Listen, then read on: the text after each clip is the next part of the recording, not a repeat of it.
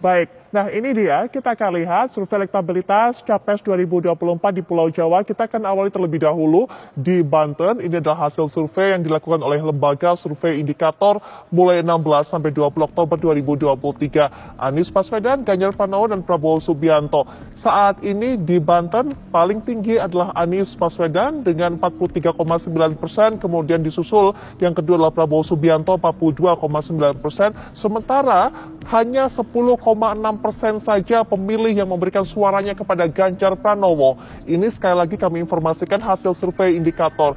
Bagaimana kemudian dengan kita akan bergerak dari Banten ke DKI Jakarta. Di ibu kota, Anies Baswedan cukup dominan bahkan sampai 51,5%. Kemudian di bawahnya menyusul Prabowo Subianto, sementara itu tertinggal jauh, gapnya cukup banyak dengan 14,14%. Suara yang diperoleh oleh Ganjar Pranowo menempatkannya ada di posisi buncit dari perolehan suara di DKI Jakarta. Kita juga akan lihat Jawa Barat. Seperti apa peta di Jawa Barat? 53% Prabowo Subianto mendapatkan suara di sana. Hasil survei indikator sekali lagi. Sementara itu tidak banyak terpaut, 22,7% dengan 22,4% antara suara yang dimiliki oleh Anies Baswedan dengan Ganjar Pranowo.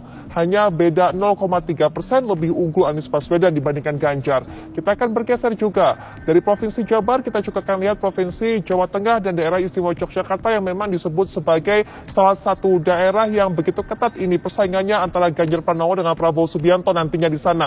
Ternyata sangat dominan Ganjar Pranowo, setidaknya ini hasil survei sementara hingga 20 Oktober, 16 sampai 20 Oktober, bahkan mencapai angka 64,2% suara yang didapatkan oleh Ganjar Pranowo. Prabowo Subianto 23,4%, sementara hanya single digit 6% didapatkan oleh Anies Baswedan. Di Jawa Timur yang kemarin disebut-sebut sebagai battleground, daerah yang begitu diperebutkan, ternyata Ganjar Pranowo memiliki pemungut ataupun juga pemilik suara yang memilikinya cukup banyak di sana, 43,2%. Prabowo Subianto mengekor dengan 37,4%, sementara Anies Baswedan selisihnya cukup jauh dibandingkan kedua pasangan calon lainnya, ada 14,3%.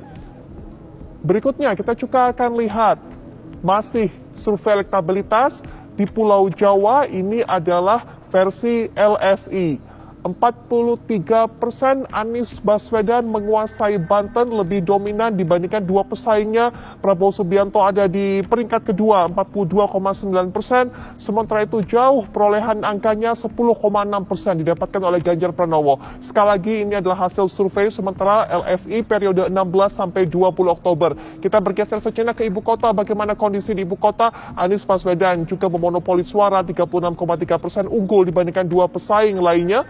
Ganjar Pranowo ada di peringkat 2 dengan perolehan 28,8%, sementara Prabowo Subianto 23,5%. Dari DKI Jakarta kita juga akan bergeser sejenak, kita lihat seperti apa peta persaingannya di Jawa Barat. 59,1% rupanya Prabowo Subianto mendapatkan suara di sana. Sementara itu Anies Baswedan ada di peringkat kedua 22% dan Ganjar Pranowo 12,8%. Jauh selisihnya tentunya keunggulan Prabowo dibandingkan dengan dua pesaing lainnya. Sementara itu di Jawa Tengah, daerah istimewa Yogyakarta, Ganjar Pranowo mencapai suaranya di sana lebih dari setengah, 50,8% pemilih memberikan suaranya kepada Ganjar Pranowo. Kemudian juga Prabowo Subianto masih mendapatkan suara di sana walaupun memang terpaut jauh, 22%, sementara Anies Baswedan hanya 10,4%. Bagaimana dengan di Jawa Timur? Rupanya hasil survei dari LSI juga menunjukkan pemilih di Jawa Timur juga lebih cenderung, lebih condong memberikan suaranya untuk pasangan Ganjar Pranowo. Kemudian juga Prabowo Subianto ada di peringkat 2, 27,4%, Anies Baswedan dan 11,9% yang mengekor di tempat ketiga. Kalau kita sudah tayangkan tadi indikator, kemudian juga dengan LSI, bagaimana dengan Foxpol Center? Banten, DKI Jakarta, 40% ini memberikan suaranya kepada Anies Baswedan.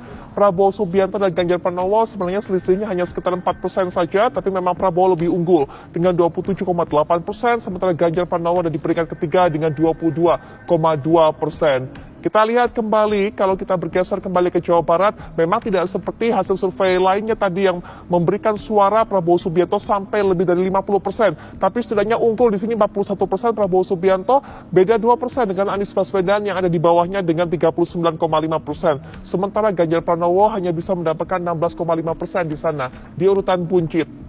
Kita akan lihat bagaimana perolehan suara Jawa Tengah, daerah istimewa Yogyakarta. Rupanya kandang banteng ini betul-betul memberikan angin segar bagi Ganjar Pranowo, 53,9% dominasinya ia tunjukkan. Kemudian Prabowo Subianto 24,4%. Anies Baswedan ada di peringkat terakhir, peringkat ketiga dengan 15% saja pemilih yang memberikan suaranya untuk Anies di daerah istimewa Yogyakarta dan Jawa Tengah. Kita lihat kembali Jawa Timur rupanya tidak jauh berbeda dengan lembaga survei lainnya tadi yang memang menempatkan Ganjar Pranowo sebagai pemuncak calon yang mendapatkan suara terbanyak di sana 44,7%, Prabowo Subianto mengekor dengan 37,6%, sementara Anies Baswedan single digit 9,4% suaranya atau mendapatkan suara dari para pemilih, para voter yang ada di Jawa Timur, sehingga kemudian Jawa Timur, Jawa Tengah yang kita sebutkan ini sebagai tempat arena yang cukup ketat persaingan Ganjar Pranowo dengan Prabowo Subianto.